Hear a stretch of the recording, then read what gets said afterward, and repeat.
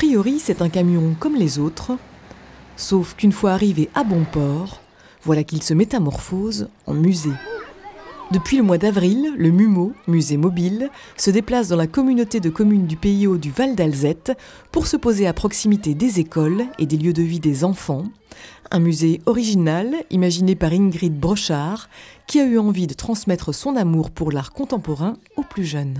Elle a eu la volonté de créer un médium qui permette de rapprocher justement des œuvres d'art contemporain, donc de l'époque des enfants, donc des plus jeunes, à l'âge où on apprend à lire, écrire et compter, et où il est tout aussi important justement d'apprendre à regarder, imaginer, rêver et partager. 14 œuvres au total, créées spécialement pour le projet par des artistes de renommée internationale, tels que Daniel Buren ou Michael Barcelot.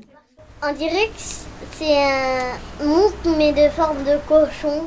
Donc il y en a qui imaginent plutôt des choses, plutôt des monstres, d'autres qui imaginent plutôt des animaux.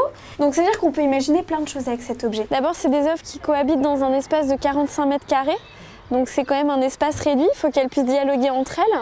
Ensuite, c'est des œuvres qui sont adaptées à l'itinérance, qui sont adaptées à la route. Et enfin, c'est des œuvres qui ont été conçues donc, pour un public d'enfants. Mais la plupart des artistes diront qu'ils n'ont pas cherché à simplifier leurs œuvres parce que les enfants sont tout à fait capables, voire plus capables que les adultes, de saisir la complexité. Alors prenez le temps de regarder et de toucher l'œuvre en lacet qui est autour de vous. Des œuvres pour la plupart sensorielles, comme l'installation en résine de James Turrell, qui invite à une immersion totale. C'était vraiment bizarre.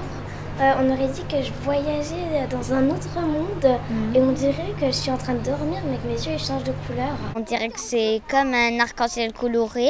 J'ai vu des beaux trucs, comme le parquet, il était beau, ça ressemblait à un zèbre. On pouvait faire les nœuds et on pouvait les toucher. Avec plus de 40 000 km parcourus dans pas moins de 7 pays, le MUMO ne cesse d'émerveiller sur son passage. Il faut dire que 60% des enfants l'ayant visité n'étaient encore jamais entrés dans un musée. Alors, perché sur son camion, le lapin mascotte de l'artiste Paul McCarthy a encore de belles routes à emprunter pour que l'art rayonne aux quatre coins du monde.